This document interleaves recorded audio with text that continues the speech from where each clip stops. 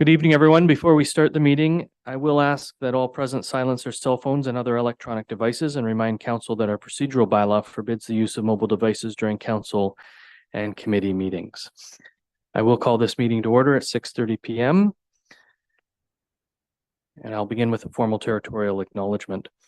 Land acknowledgement is an act that predates European settlement and was an opportunity for visiting Indigenous nations to acknowledge the land that they were visiting and seeking opportunities on. In Brighton, we acknowledge that we are meeting this evening on territory that is the traditional territory of the Mississauga and Anishinaabe, now of Alderville. We are grateful for the opportunities that the lands and waters that we now know as Brighton provide us and work to set policies that will help us work to be better stewards of this place. We are grateful to Indigenous neighbors who continue to work to make this place sustainable for all creation. I have a motion moved by Acting Deputy Mayor Rowley, seconded by Councillor Butwell, that Council amend the December 18th, 2023 Council agenda to add to Section 10.4 staff report regarding the appointment of an integrity commissioner and closed meeting investigator. Is there any discussion? Those in favor? Being none opposed, that motion's carried. Members, I have a motion moved by Councillor Wheeldon, seconded by Councillor Wright, that Council approve the December 18th, 2023 Council agenda as amended. Is there any discussion?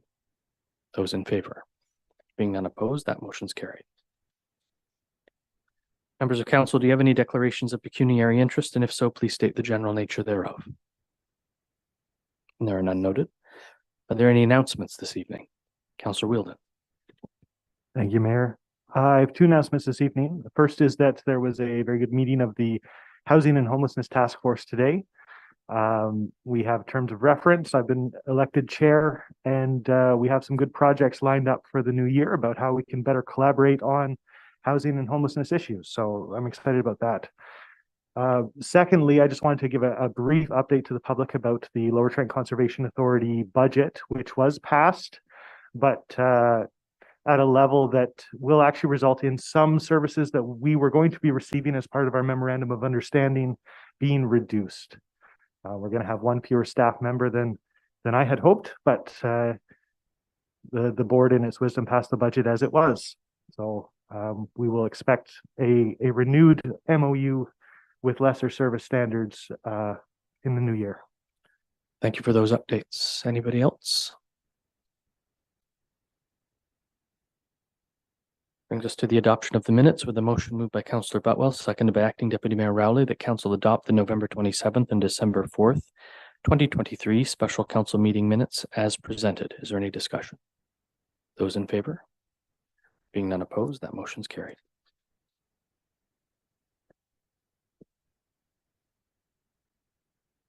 And a motion moved by Councillor Wright, seconded by Councillor Wheeldon, that Council adopt the December 4th, 2023 council meeting minutes as presented. Is there any discussion?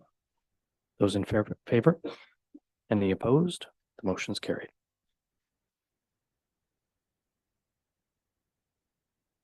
And a motion moved by Councillor Fredis, seconded by Acting Deputy Mayor Rowley, that Council adopt the December 11th, 2023 council planning meeting minutes as presented. Is there any discussion? Those in favor? Being none opposed, that motion's carried.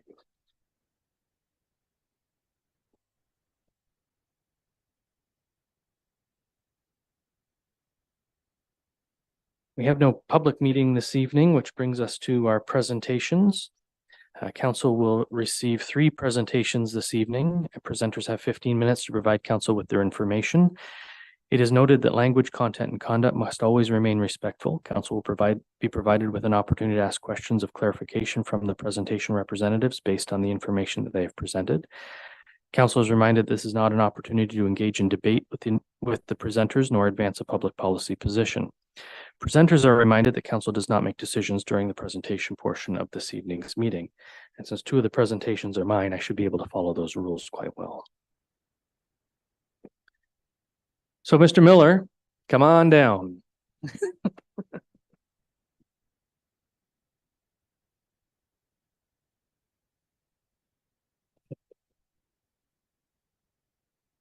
Well, it come as no surprise to most that Mr. Millar is retiring on December 29th. Is that your last day? On December 29th, after 27 years with the municipality of Brighton.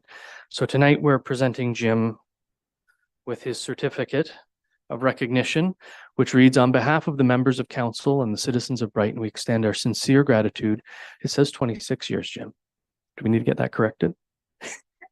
Well, you can take this one home anyway. As long as Homer says Well, exactly. It doesn't matter what we say as long as the pension plan says 27. So we'll say 27 years of service to the Brighton community in the Parks and Recreation Department. As you reflect on your career, we hope you look back fondly on your time spent with Brighton while also looking forward to your retirement ahead. Before I present this to you, Mr. Millar, I said this at the Christmas party and I didn't know why I was saying it then. I still don't know why I'm going to say it today, but 27 years ago, my stepfather was on the committee that hired you as a member of the then town council. So it seems odd, an odd bookend that you would retire on my watch, but I do appreciate your service, Jim. I've often said you write some of the best council reports that I see. No offense to anybody else. You're all great and wonderful, but it's very difficult to argue with yours and to say no. You make it easy to say yes. So thank you very much for your service, Jim. Appreciate that.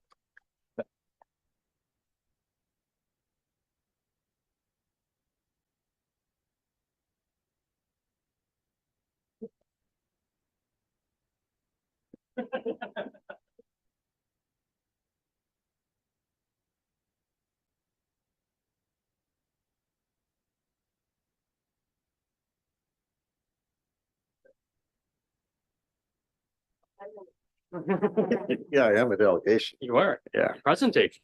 Yeah. I only took up about 3 minutes. You have another 12. Looking this afternoon, kind of reflecting and thinking what I was just going to say. I know a lot of people say time flies. For me, it has been it's been 27 years and each year has had its own story, ups and downs, projects that we've done over each year.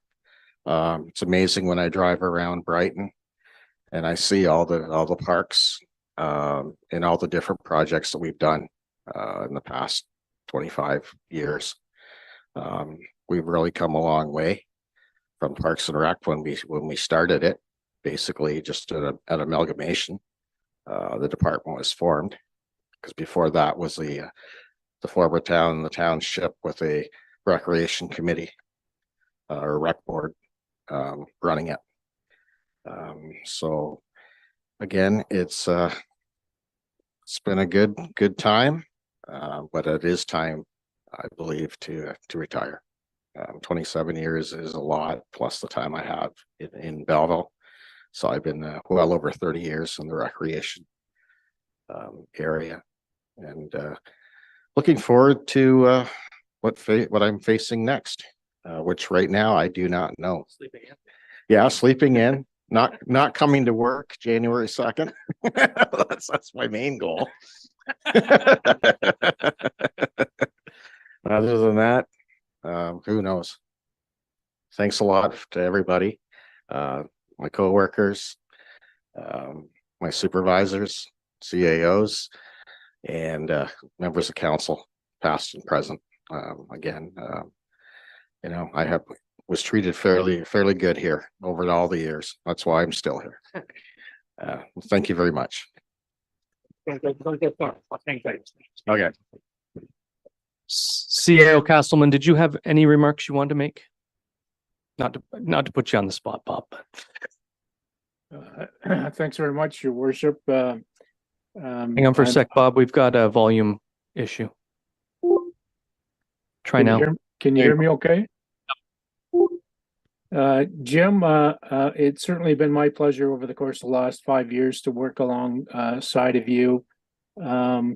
We had a great working relationship. When I first arrived in Brighton, I got a warm welcome from yourself and an acknowledgement from you over the years that I was one of the first CAOs that knew what was happening in Parks and Recreation. And that made me feel right at home, very much appreciated. I too will be looking at retirement in the not too distant future. and haven't got it quite figured out yet either. So all the best, Jim. Wishing you a long and healthy retirement. Thanks, Bob. But wait, there's more. You see, our friends here from Brighton Minor Hockey, they're here for a presentation of their own, but they also have something for you. So go ahead.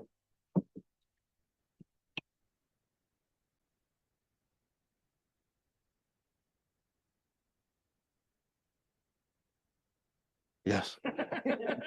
Jim made me feel bad because he dated me when he said he's been here 27 years because I started with minor hockey pre Mr. Millar. At this moment, I'd like to have my assistant captain and captain, if you could bring that up now, Ethan and Liam. On behalf of the U18 and all the previous kids that have come up, we'd like to present this to you, Mr. Millar, on your retirement. Maybe not for Thanks. Thank you very much. Wow.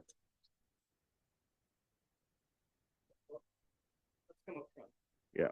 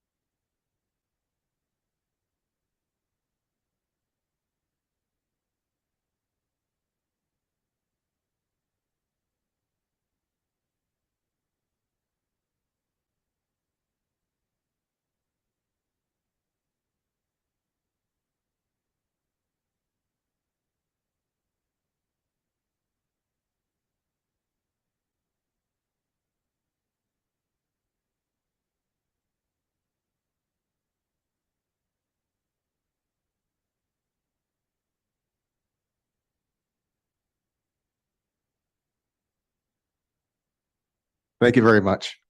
This is a big surprise. Thanks.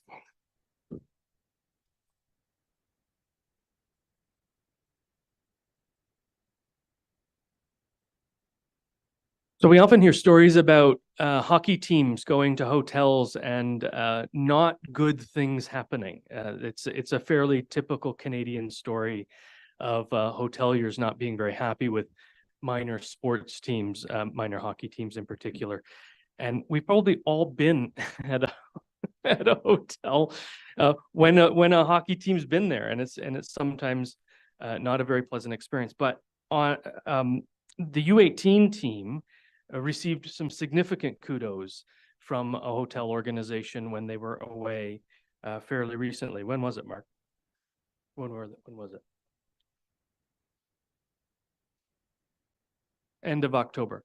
So it was at the end of October, and the hotel management actually said that this is one of the best teams they've ever had in their establishment, and they were kind and they were respectful, and nothing untoward happened, which is also great. But ladies and gentlemen, on behalf of Brighton Council, I want to thank you for being great ambassadors for our community.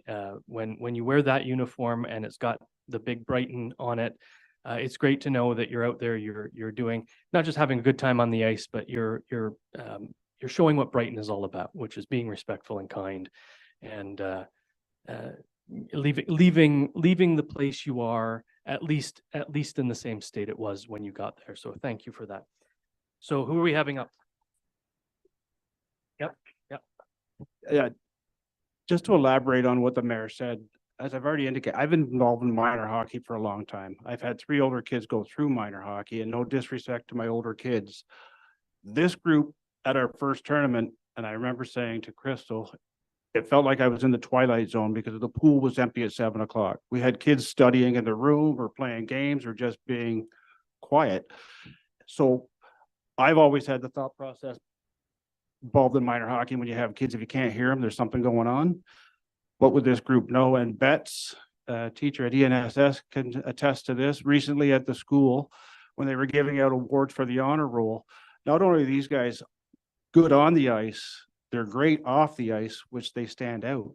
But I think everyone in this crowd, they're all honor roll students, with 2 of them going up post-secondary, an Ion going into health sciences, both wanting to become family physicians. So we're rooting for those 2 as well. So you're looking at just a hockey team that represents Brighton. They're great at school too, which is so great that to see so many young Brighton residents focused on the academic part and the sport second.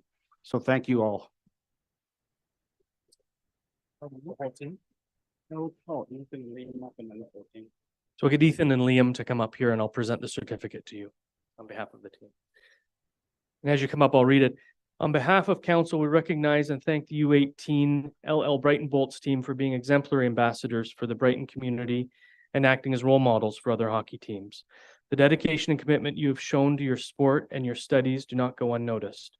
You should be very proud of the efforts you're putting forward to being your best, both on and off the ice. Thank you very much.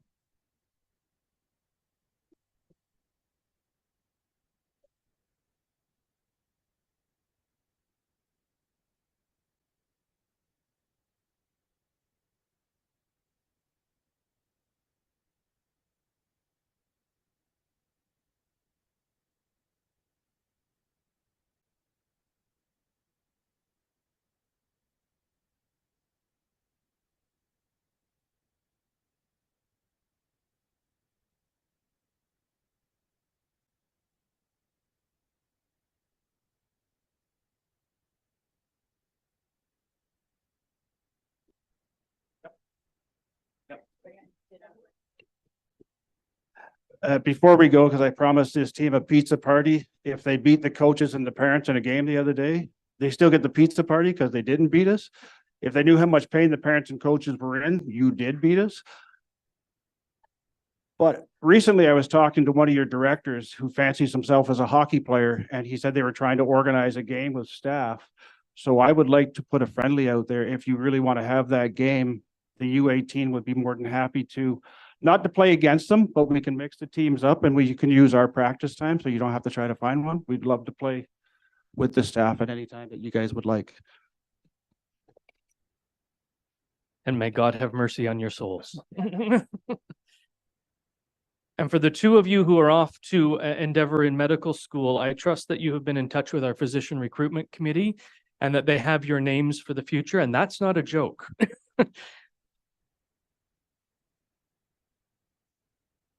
Perfect. Happy to hear that. Thank you. Thank you all, and you do not have to stay. I'm going to go into another presentation portion, so if you'd like to leave, I will take a brief recess so you can vacate.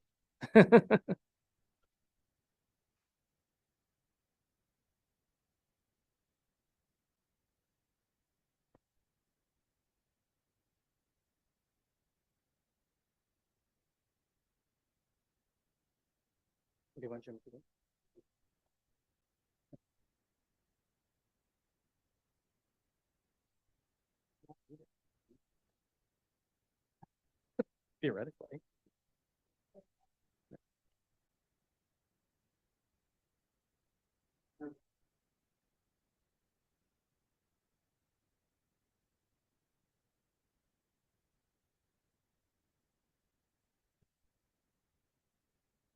Maybe I shouldn't have said they could leave.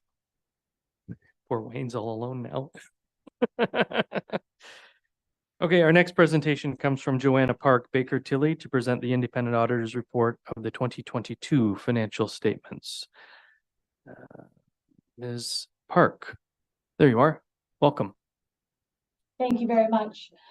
Mayor, just like physicians, we're very short of accountants. I could have used a few in the audience. Maybe I could have enticed them to become accountants too. Thank you very much for having me here today. I do have a presentation and I will share my screen. Ideally, you can see my presentation in front of you. Yes, we can. I'm sitting here Perfect. nodding, realizing you can't see me. Yes. Yeah, Yes. sorry, you're a little small on my screen. What we have before you today, in your package, you have our audited financial statements along with our post-audit letter and then the presentation. The presentation summarizes the other two documents, but at the end of the presentation, if you have any questions about the other two documents, I'm happy to address them. We start with the auditor's report. This is the first letter within the financial statement package, and it's really what you're wanting to see. And what we've done here is we've duplicated the second paragraph of the auditor's report, which is the opinion paragraph. And it says, in our opinion, the accompanying financial statements present fairly in all material respects the financial position of the municipality at December 31st, 2022. And the statements are in accordance with the Canadian public sector accounting standards, which is what you as a municipality have to follow. The one thing I will note is the word consolidated. And this is a reminder that these financial statements not only have the results of operations for the municipality, but also include the BIA and the library as well. We're required to let council know what we do as part of our audit. We review minutes, the open and the closed sessions, to ensure that there's any financial ramifications are reflected within the financial statements. We do many types of different testing, random sampling. We look at analytical review. We look at management's estimates to make sure that they are reasonable. We do look at the systems of documentations and the related control testings within your main systems, the money coming in and the money coming out.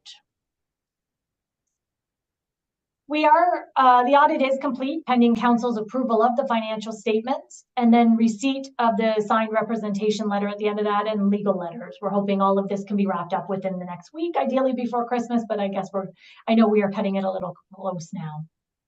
We had no significant difficulties encountered during the audit, no change to our initial audit plan of what we audited, no disagreements or difficulties with management. And I'd like to take this opportunity to just thank the Director of Finance and her team for all their help during the audit.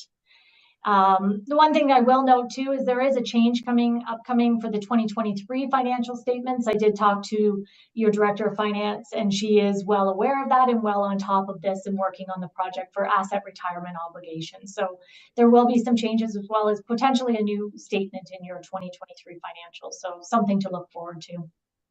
And then there were no uncorrected audit differences. Then we get into the numbers of the financial statements. We do show, generally we would show 5 years if we had the information readily available, but we'll start with 3 and in a couple of years from now, we will have 5 years. So, and the idea of having extra years there is just so you can see the trends over the years. This is, I guess the other thing I should note is instead of just showing the full financial statements, which sometimes can be a lot to handle, we've taken this different segments of the financial statements and put them on slides individually. But of course, these are just taken right from the financial statements that you have in your package. This is your financial assets or assets that can easily be converted into cash, including cash and temporary investments. The largest ones being your cash, $13.8 million. Decreased a little bit year over year, and that's just because of the use of the funds, especially for capital assets. You have accounts receivable amounts owing to you, the biggest ones being water and sewer and HST.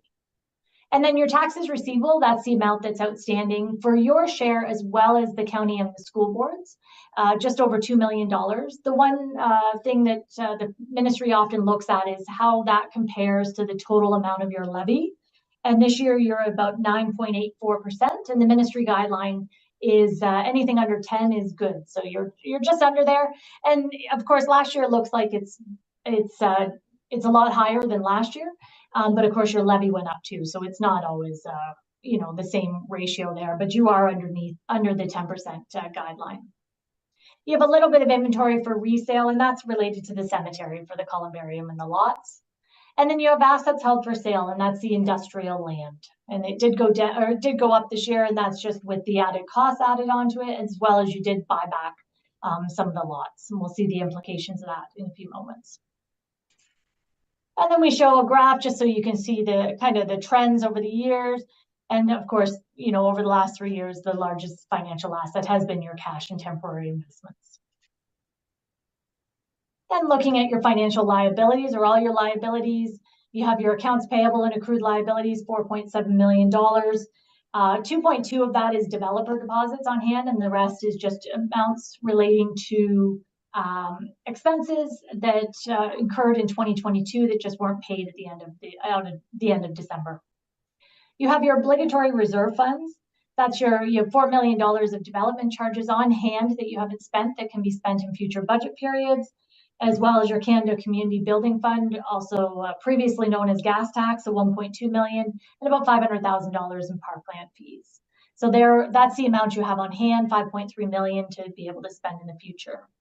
And the same with your deferred revenue other. That's revenue that you've received, but you haven't spent yet on the appropriate items. And the biggest one there is $1.5 million of OCIF funding. And then you have your long-term debt, $6.9 million. You have 7 remaining loans. 1 was paid off during 2022.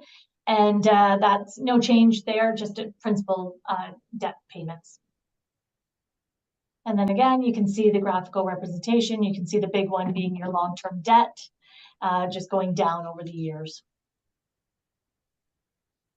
And then we look at your net financial assets or liabilities, and that's the financial assets minus your liabilities. This year, you're at a negative $331,000. And then your non-financial assets. This is the biggest number in your financial statements, your tangible capital assets of just under $82.4 million. And that went up this year because your additions were higher than your amortization. So the number on your financial statements is the historical cost of your capital assets minus the amortization or the expensing of the assets over their useful life. And we'll see the breakdown of those additions in a few slides from now. And then you have $153,000 of inventories of materials and supplies, and that's the inventory that you're going to use. There's gas, salt, sand, a lot of the public works kind of inventory on hand at the end of December, and then some prepaid expenses. And then just a snapshot of your statement of operations showing your total revenue, your expenses, and the PSAB annual surplus. So this is all the PSAB one. This is not your operating surplus. These are following the PSAB accounting policies or Public Sector Accounting Board. So they would not include in your budget here transfers to and from reserves or your capital asset additions as expenses. So that's why I just want to explain that, because I know, of course, council did not budget for a $6.5 million surplus, and that's because there was a significant amount council did budget for capital, and that would not be included in the expenses there. And we're going to see the breakdown of that revenue and expenses in a second. I just wanted to show kind of the overall snapshot.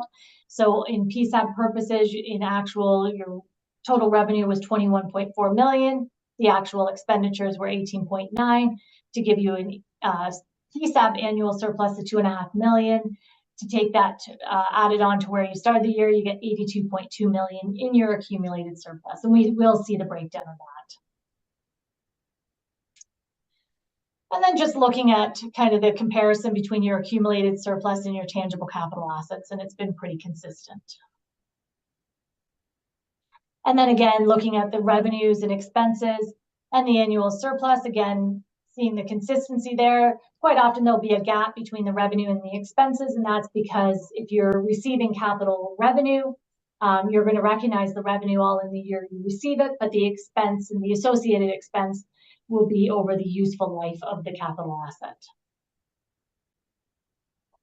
When we get into the revenues, you had budgeted $25 million in revenue. Your actual were $21.5 million, and the big difference there is just the capital projects that weren't done during 2022, and therefore the associated revenues were not recognized. Your largest revenue is your property taxation at just under $11 million. You have user charges about $5.4 million, of which water and sewer is 3.9 of that, and then the rest is the recreation fees and other user fees throughout the municipality. We have a little bit of funding from the Government of Canada. That's the FCM grant during the year. The province of Ontario here is where you see a large amount that just wasn't spent during the year. The project didn't go.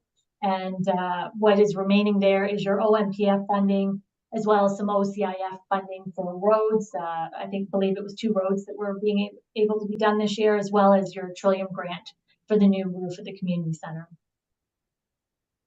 Penalties and interest on taxes. Your investment income, of course, you'd see a nice increase there, and that's just because the increase in the interest rates during the year. Your donated or contributed tangible capital assets, that's for assumed roads, sidewalks, storm sewers, and water and sewer during the year. That's the kind of the present value of that $1.7 million. Last year it was $2.7 million. You do have a loss on the assets held for sale, and that's a result. You did put natural gas into the industrial lands there, and that was including for some properties that had already been sold. So that's why you see a loss there. There were properties sold and there was properties purchased back too. So that's kind of a net number, if you will. And then the development charges earned in the Canada Community Building Fund, those are the amounts actually spent during the year, not the amounts received. The amounts received are within that deferred revenue obligatory reserve funds that we saw in the financial assets. And that totals about $21.5 million in total revenue. And just showing the breakdown there of where you're getting your revenue from in 2022, just over 50% from property taxation and 25% from user charges. And then a nice 10% from the province and then other amounts. And then we're required to show expenses 2 ways. This is the first way by functional category, and these are functional category in the financial information return, or FIR return classes there that the ministry requires. So items such as protection services include your building inspection as well as fire and police. Environmental is your water and sewer. Your health services, ironically, is public health as well as your cemeteries. And then, of course, recreation and planning and development. Not a lot of difference there when you look at budget to actual. We'll see on the next slide that there is some changes within the categories, but in the overall departments, not a lot there. And again, just showing the breakdown there. As expected, transportation is 33% of your budgeted expenses, 21% in protection, 16% in environment. And then the second way to show expenses is the type. And we see there, again, same total numbers here, but some differences there with salary and benefits, some open vacant positions during the year. And then the offset being in materials. So there were some pluses and minuses throughout the categories, but when I reviewed them, nothing significant, just kind of here and there.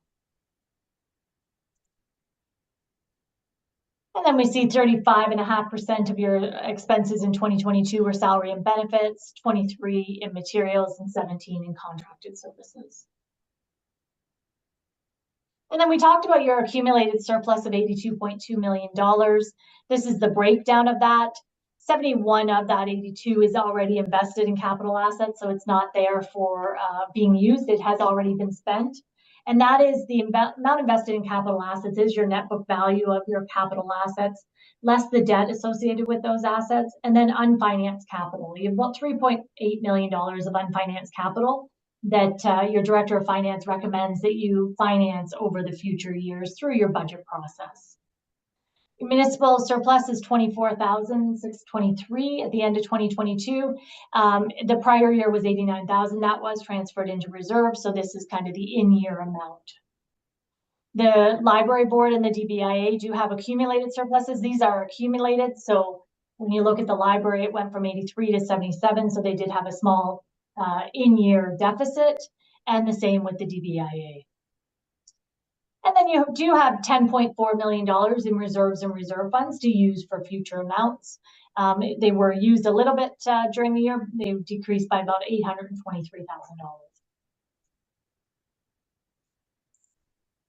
And then just looking at the trend there of your reserves and reserve funds, and you can see the usage there in your reserve funds, but the reserves being increased a little bit. I should note that the reserve fund, it was about $1.2 million used this year of the sanitary reserve fund. And then then you had about $8.3 million in capital assets purchased as well as contributed. We can see the breakdown there. It's almost $2.5 million for roads and bridges, 1.1 in water and sewer, 2.3 in assets under construction. So those are assets that are still being constructed during the year, so they're not being amortized or depreciated yet. And then about $1.5 million in vehicles, as well as then a little bits in machinery and equipment, buildings, land improvements, and land.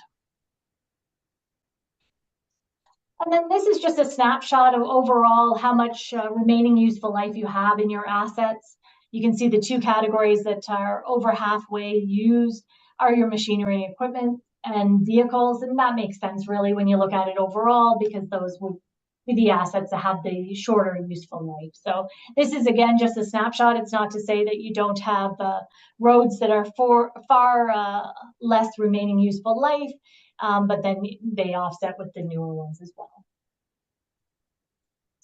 And that is the end of my presentation. Are there any questions? Thank you, Ms. Park. Questions or comments from members of council? Looks like you were thorough enough. Excellent. Thank you for that. The motion before me is moved by Councillor Wright, seconded by Councillor Wheeldon, that council receive the presentation from Joanna Park, Baker Tilley regarding the independent auditor's report of the 2022 financial statements. Is there any discussion? Those in favor? There being none opposed, that motion is carried. Thank you very much, Ms. Park. We appreciate your attendance and your presentation this evening. Thank you very much. Have a nice meeting. Take care. Madam Clerk, are you aware of any citizens' comments for us this evening? Thank you.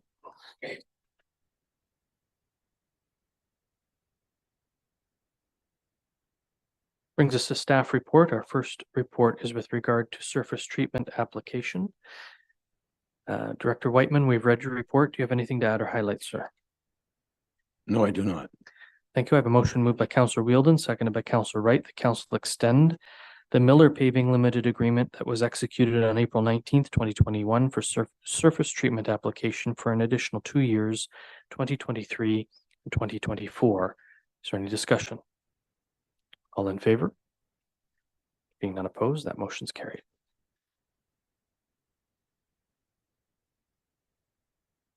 Next report is the 2023 third quarter financial report. Director Whitfield, we've read your report. Do you have anything to add or highlight? Just through you, Mayor, I'd like to highlight the fact that the municipality is working towards being within budget for 2023 as well. Good news. We'll try not to get you to talk too much. I have a motion moved by Acting Deputy Mayor Rowley, seconded by Councillor Butwell, that council receives the 2023 third quarter financial report as information. Is there any discussion? Those in favor? There being none opposed, that motion's carried.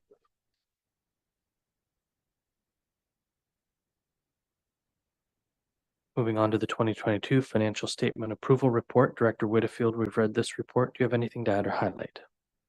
No, I do not. Thank you. I have a motion moved by Councillor Wheeldon, seconded by Councillor Wright. The council approves the 2022 audited financial statements as presented by Baker Tilley, KDN, LLP, and authorizes the mayor and the treasurer to sign the management report on behalf of the municipality. Is there any discussion? Acting Deputy Mayor Rowley. Thank you, Mayor. A question, Linda, and I don't need an answer tonight, but I did notice that in the presentation on page 13, there was nothing in parkland fees, meaning we didn't collect anything in 2022, or is there another explanation for it? There was Director? a zip. Through you, Mayor, the reason would be we didn't use any. Not that we didn't collect any, but that we didn't actually use any in that year. Okay, thank you. Anything further from members of council? Those in favor? There being none opposed, that motion's carried.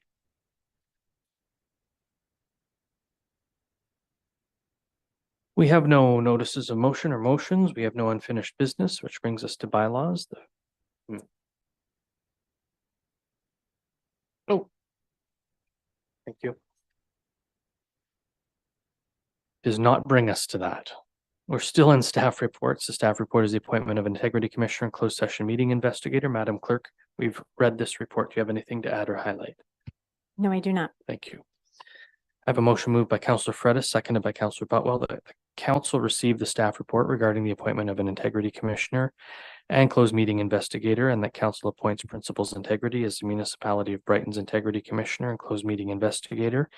And further, the council directs staff to prepare a bylaw to appoint Principals Integrity as a Municipality of Brighton's Integrity Commissioner and closed meeting investigator. Is there any discussion? Councillor Butwell. Thank you, through you, Mr. Mayor. How long has Principals Integrity been our Integrity Commissioner and closed session investigator? Madam Clerk. I believe since 2019. So this would extend it for another term of Right. council. Is it customary to stay with the same, or is there any advantage to trying others?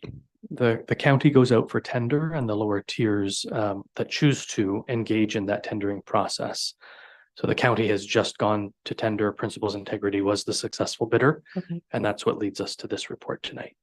So that means the other municipalities are all going to be taking No. Those who wish to participate. those who wish to participate. Yeah.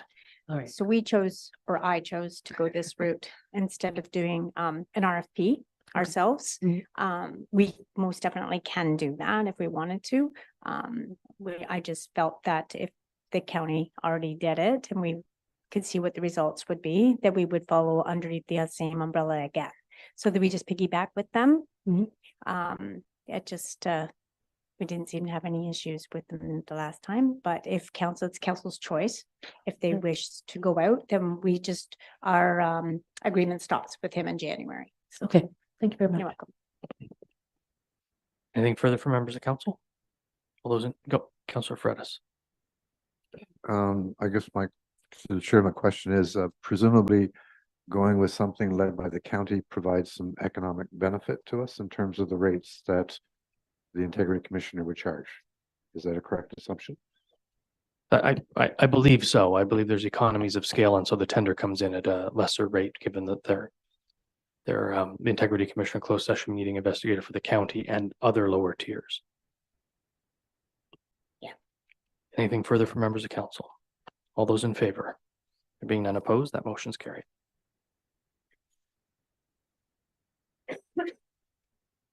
Now we move into bylaws. The first is with regard to the surface treatment agreement. It's moved by Councillor Wright, seconded by Councillor Wheeldon, that council gives a bylaw its first, second, and third reading and finally passes on this date, being a bylaw to authorize the mayor and the clerk to execute an agreement between the corporation of the municipality of Brighton and Millar Paving Limited for surface treatment application. Is there any discussion? Those in, Councillor Fredis. To the chair, sorry. Just a question of clarification.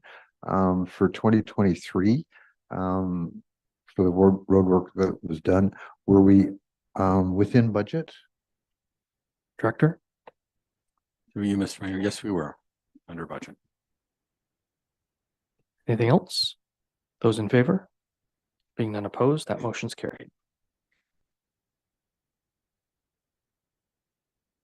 Next bylaw is agreement between Dr. Maka Shanawa and the municipality of Brighton Fund, and it's a funding agreement. It's moved by Councillor Fredis, seconded by Councillor Butwell. The council gives a bylaw its first, second, and third reading and finally passes on this date, being a bylaw to authorize the mayor and the clerk to execute an agreement between Dr. Maka Shanawa and the municipality of Brighton regarding a medical services funding agreement. Is there any discussion? Acting Deputy Mayor. Thank you again, Mayor. Is this something that we had discussed previous, because there was no attachment other than the bylaw this time? So This was discussed in a previous closed session. okay, yeah, and I couldn't pull that back up, obviously. I should have maybe checked. The closed session wouldn't come back up from a previous meeting, so I just didn't remember the numbers that were there, that's all, but they were there. Okay, thank you. If you'd like the clerk to provide those to you, she can. It's possible, if that's possible. Thank you. Anything further from members of council? Councillor Fredis. Through the chair and to the deputy mayor, as I understand it from the last Docks by the Bay meeting, Dr. Shanawa, I believe, is going to be starting practice in the second half of 2024. And my recollection of the funding agreement is that she would get the typical annual stipend that we pay. And the first installment would be when she actually sets up her practice and starts rostering Brighton patients. If that's any clarification. That brings back something. I just, like I said, I wasn't able to review it. I couldn't pull up the minutes from the previous meeting. I just wanted to double check. Thank you. And my discussions, just FYI, with Ducks by the Bay recently is that it would be the latter half probably of the latter half in the fall. They're expecting the fall. She does graduate, finishes up all the things she needs to finish up in the spring, but because she's serving right now, doing all of her work outside of Canada, there is some extra work that needs to be done when she resides back here for that practice. So it'll take a couple of months, and Paula was expecting September, October. Anything further from members of council? Those in favor? There being none opposed, that motion's carried.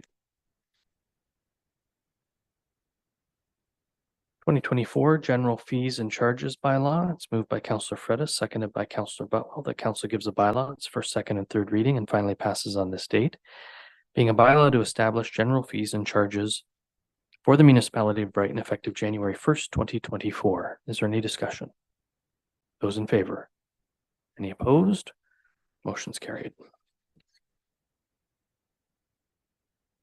2024 Planning and Building Fees and Charges Bylaw. It's moved by Councillor Fredis, seconded by Acting Deputy Mayor Rowley. The council gives a bylaw. It's first, second, and third reading and finally passes on this date. Being a bylaw to establish planning and building fees and service charges for the municipality of Brighton effective January 1st, 2024. Is there any discussion? Those in favor? There being none opposed, that motion's carried.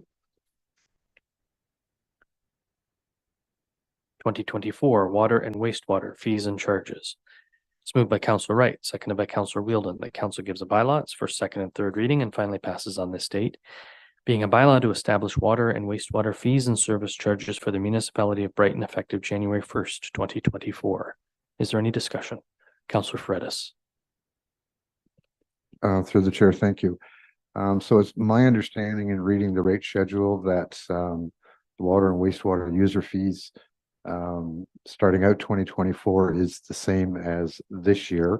But my recollection is that there is a broader study coming, and these could well be subject to review during 2024 when we look at these rates, and also are be looking at impost fees. Am I correct in that understanding? Director Whitfield. Through you, Mayor. First of all, yes, the rates are the same in 2024 on this bylaw that they were in 2023 in the interim, until we can get the water and wastewater rate study complete. And then the rates, we'll bring another bylaw forward for our water and wastewater rates at that time.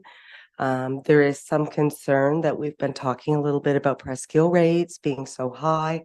And now that we have so many houses down in that area, that's been a large concern for members of council this year.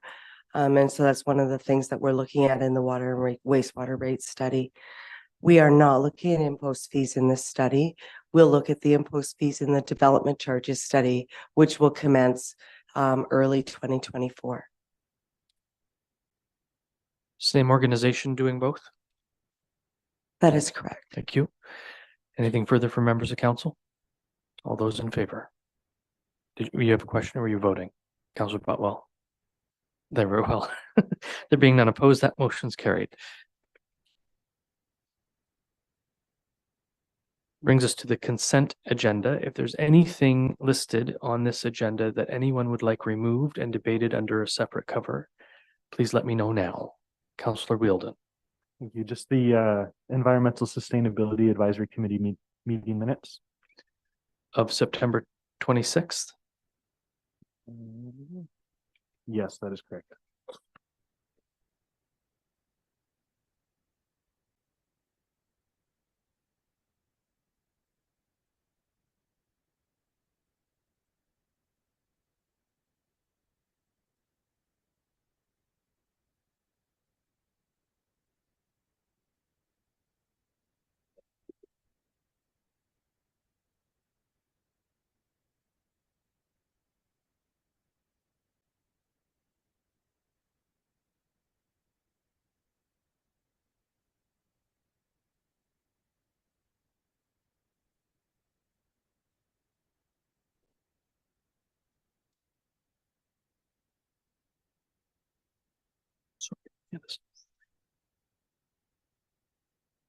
So it's moved by, and I have had to make an amendment because of that, so I'll ask if it's okay. It's moved by Councillor Fredis, seconded by Councillor Butwell, that be it resolved that the advisory committee, boards and external agencies meeting minutes listed in the consent agenda be received as presented with the exception of the Environmental Sustainability Advisory Committee meeting minutes, September 26, 2023. Is that okay with you, Councillor Fredis? Councillor Butwell as a seconder. Is there any further discussion? Those in favor? Being none opposed, that motion's carried.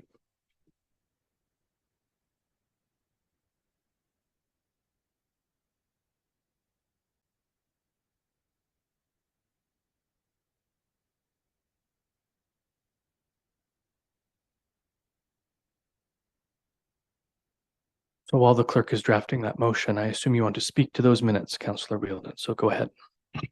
Thank you, Mr. Mayor. It's more of a question than a debate, but there was a resolution here that says that the Environmental Sustainability Advisory Committee recommend to Council that the staff salaries and benefits line items of the budget be carried over to the 2024 budget and be increased to an appropriate amount for the implementation of the strategic plan with regards to environmental sustainability. We had budgeted $60,000 for sustainability initiatives, and we had brief conversations in the 2023 budgeting exercises about potentially applying those towards a staff salary should a sustainability coordinator position or the like be established. And that ended up getting tagged onto this advisory committee's budget. And of course, we did not spend it. And so we wanted to make sure that that was added to the 2024 budget and topped up to, as our request, a sufficient amount for a salaried position. My question is, will we be seeing that on the operational budget? Director? Through you, Mayor Ostrander. Yes, in fact, when you did receive your operating budget, you'll note that the sustainability budget remained at $65,000 for that item. And that was because we transferred $65,000 into a reserve at year end and then used $130,000 as your expenditure in 2024 with the $65,000 revenue coming from reserves. So it netted out again to $65,000. Thank you. We will see that $65,000 as an additional for 2024. That's correct. So that item is in the budget. I did see the CAO's hand go up though. Thank you. CAO. If you recall, some time ago, there was a notice of motion with respect to having staff report out on the appropriateness of bringing on a staff member to support this committee. I'll be doing so in the early part of January. I'll have a budget confidential report discussing a number of different items, one of which will be the appropriateness of bringing on a staff member to support this committee. Thank you, CAO. Thank you, Director. Thank you, Councillor Wheeldon. The motion before me reads that Council receive the Environmental Sustainability Advisory Committee September 26 meeting minutes as presented. Is there a mover, please? It's moved by Councillor Wheeldon, seconded by Councillor Wright. Is there any further discussion? All those in favor? There being none opposed, that motion's carried.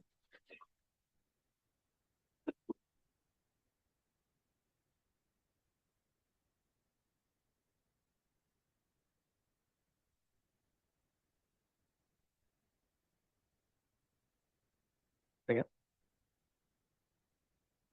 Yeah. And the consent agenda is done with the exception of the other, and then we just did the other, so we're good. That brings us into reports and minutes of advisory committees of council and review teams with a recommendation from the Economic Development Advisory Committee. It's moved by Councillor Wheeldon and seconded by Councillor Wright.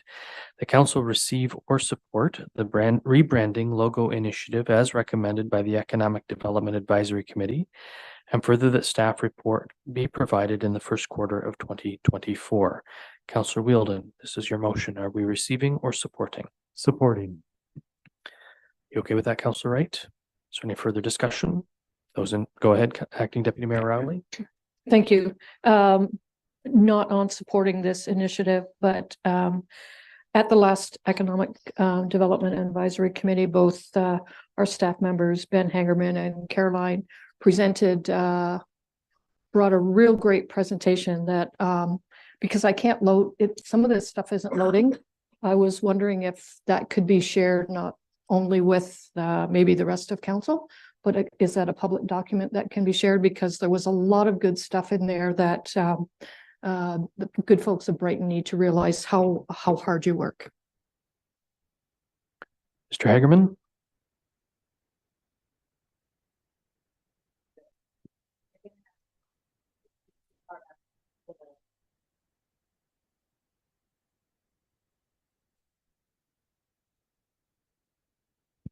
Through the mayor, wasn't looking for, wasn't trying to boast, simply just update the committee at the last meeting, but turned out we had a lot going on. So it's a good meeting.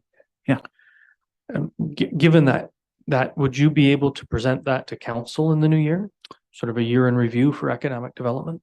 Yeah, absolutely. I think everyone would appreciate it. It would be good for the good people of Brighton to see Sure. what we're doing on their behalf. Sure. Thank you. Anything further from members of council? Councillor Fredis. To the chair, at that economic development meeting, Mr. Hageman presented some logo concepts for rebranding. And I was particularly impressed with how contemporary some of his offerings were. And I'm really excited for Brighton to see what Ben and the gang finally come up with. It'll really bring us into the current decade. So keep up the great work. I think it's super. Not that there's anything wrong with flourishing Victorian things, of course. Thank you, Mr. Hagerman. Anything further from members of council? All those in favor? There being none opposed, that motion is carried.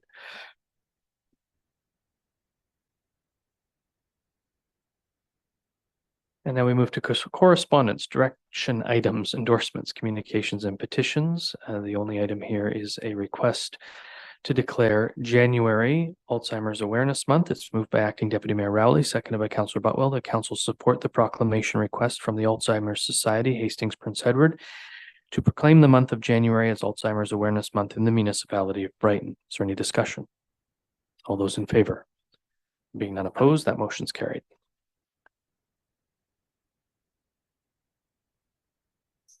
Move into FYI correspondence. The first is Northumberland County 2023 year in review. This video was provided to County Council at the County Council meeting of December 13th, and I've asked staff if they would please present it for council and the community to see what Northumberland County is up to, because I don't think we often realize just how much that particular level of government does in the course of a year.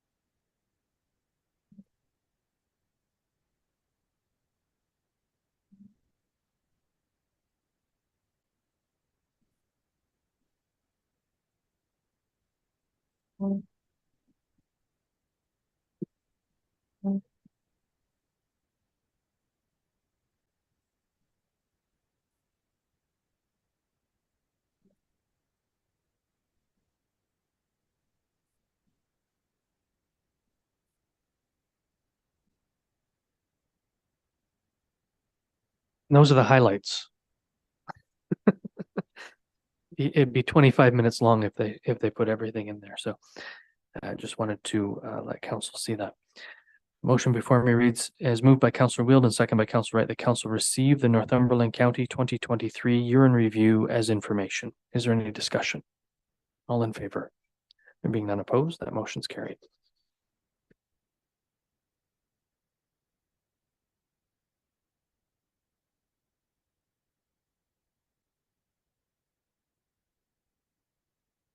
Now the Northumberland County update, December 15th, 2023. It's moved by Councillor Butwell, seconded by Councillor Rowley, that council receive the Northumberland County update, December 15th, 2023. E-newsletter as information. Is there any discussion? All in favor? Being none opposed, that motion's carried. You may. I just thought maybe this would be a nice opportunity to congratulate Mayor Ostrander on being elected county warden. Well, thank you. You're welcome. Unnecessary, but thank you.